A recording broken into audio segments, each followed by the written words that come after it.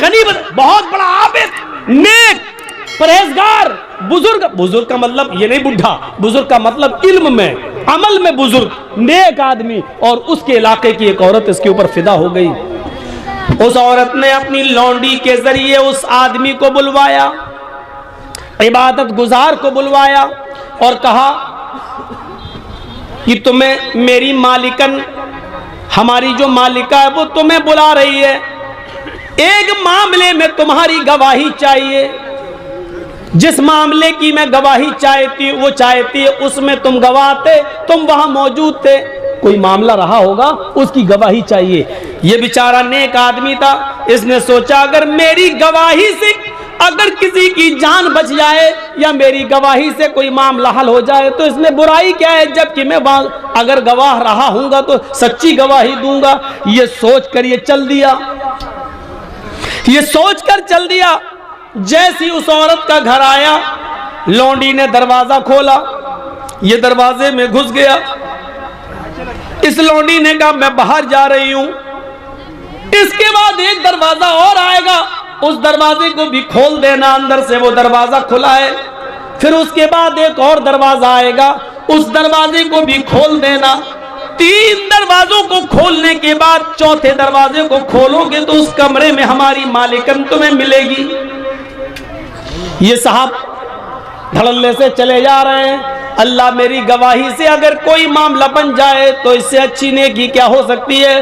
पहला दरवाजा एंट्री की, दूसरे दरवाजे में एंट्री की, तीसरे कमरे में एंट्री की और चौथे कमरे में हुस्न और जमाल की मलिका बैठी हुई है, निहायत खूबसूरत औरत बैठी हुई है। क्या बात। ये हजरत वहां पहुंचते हैं, क्या देखते हैं कि उस औरत के पास एक खूबसूरत बच्चा भी है। खूबसूरत एक बच्चा, छोटा सा बच्चा है और एक तरफ प्याला रखा हुआ है और उस प्याले के अंदर शराब रखी हुई है।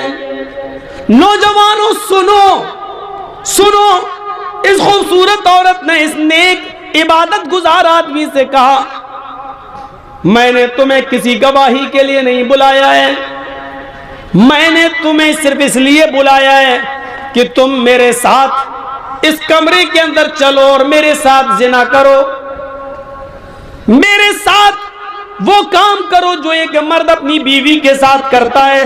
तुम्हें मेरे जिस्म से खेलना है, आओ मैं तुम्हें लिफ्ट देती हूं, मैं तुम्हें उस कमरे में ले चलती हूं। इस बुजुर्ग ने कहा अल्लाह से डरो, ये तुम क्या हरकत लेकर बैठ गई हो, क्या कारनामा अंजाम देने जा रही हो। उस औरत ने कहा आए बुजुर्ग, आए मोहतरम, आए इबादत गुजार, तुम यहां से जा नहीं सकते हो, अब तुम्हारे निकलने का कोई रास्ता नहीं है। मैं चीखूंगी, चिल्लाऊंगी, तुम्हारी इबादत का भंडा फूट जाएगा, लोग ये समझेंगे कि दुनिया वालों की नजर में बड़ा इबादत गुजार बनता था। और हाल यह कि अकेले 3 कमरे क्रॉस करके चौथे कमरे तक भी पहुंच गया है। तुम्हारी इज्जत दांव पे लगी हुई है। इंसान की एक बार इज्जत चली जाए तो वो मरना पसंद कर लेता है, जलील होकर रहना पसंद नहीं करता। सुनो, या तो मेरे साथ जिना करो और अगर जिना नहीं कर सकते हो तो दूसरा काम ये कि ये छोटा बच्चा है, ये चाकू मैं तुम्हें देती हूं, इस छुरी से इस बच्चे को कत्ल कर दो। इस बच्चे ने मेरा क्या बिगाड़ा। का ये भी नहीं कर सकते तो फिर ये शराब का प्याला रखा हुआ है, ये शराब का प्याला तुम्हें पीना पड़ेगा, ये शराब का जाम तुम्हें पीना पड़ेगा। नौजवानों अब सुनो, आए शराब के रसिया और दिलदादा लोगों, अब सुनो, शराब को अपने होंठों पर लगाने वाले जवानों अब सुनो। उस आदमी ने सोचा अय अल्लाह, बचने का कोई रास्ता नहीं है, जिना बड़ा गुनाह है, ये करने के लिए मेरा दिल लामादा नहीं है। जिना से बड़ा गुनाह कत्ल है, कत्ल भी मैं इस बच्चे का कर नहीं सकता। अय अल्लाह, शराब भी हराम है लेकिन मजबूरी है मेरी, इसलिए कत्ल से और जिना से बचने के लिए मैं शराब पी लेता हूं, क्योंकि बचने का कोई रास्ता नहीं है। और इस औरत ने 3 कामों में से एक काम करने को कहा है, या तो जिना करो मेरे साथ, या इस बच्चे को कत्ल करो, या शराब पियो। अय अल्लाह, मेरी नजर में सबसे हल्की चीज ये है, कत्ल से भी हल्की और जिना से भी हल्की चीज ये है कि मैं शराब पी लूं। पहले भी तो जब शराब हराम नहीं हुई थी तो लोग पी लेते थे, चलो आज मैं शराब ही पी लेता हूं। उसने, अल्लाह तू जानता है ये मैं मजबूरी में पी रहा हूं। उसने ये कहा और शराब का प्याला उठाया और उसने नोश कर लिया। जैसी उसने शराब पी, उस शराब के अंदर एक और नशे की अशिया मिली हुई थी। उसने शराब पी, शराब पीते ही गुनूद की तारी हो गई, जुनून उसकी ऊपर तारी हो गया। उस शराब के नशे ने इसकी अकल जायल कर दी। उस औरत ने इसको छुरी दी और कहा, अब तुम्हें चिंता किस चीज की है, इस बच्चे को भी कत्ल कर दो।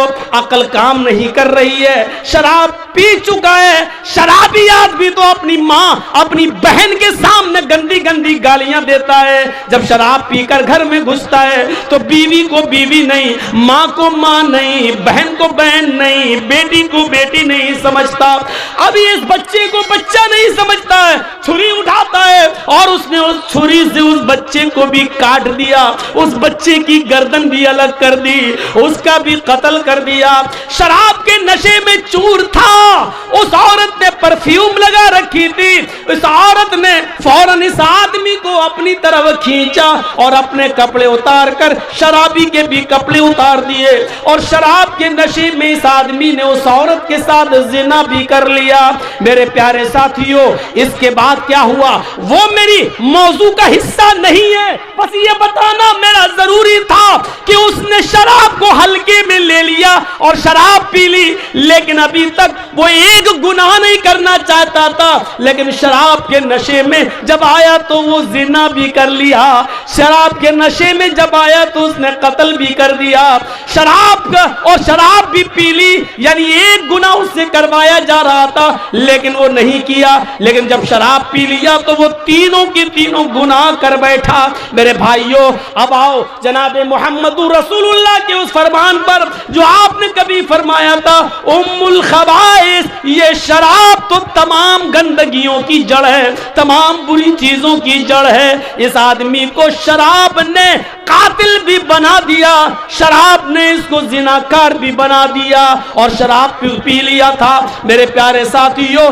ये शराब ऐसी चीज है जो अकल को खत्म कर देती है, बुजुर्गों का अदब व एहतराम निकाल देती है, मजहब को गाली देने पर मजबूर कर देती है। शराब वो नशा है जो इंसान को अल्लाह की प्यारी किताब कुरान को भी जमीन पर पटकने पर मजबूर कर देती है। इसलिए कि शराब जब अकल को खत्म कर देती है तो फिर इंसान ये नहीं देखता कि ये अल्लाह का कलाम है, ये कुरान है या क्या है। वो नमाजियों को भी गाली देता है, वो माँ को भी गाली देता है, वो बहन को भी गाली देता है, वो बेटी को भी गाली देता है।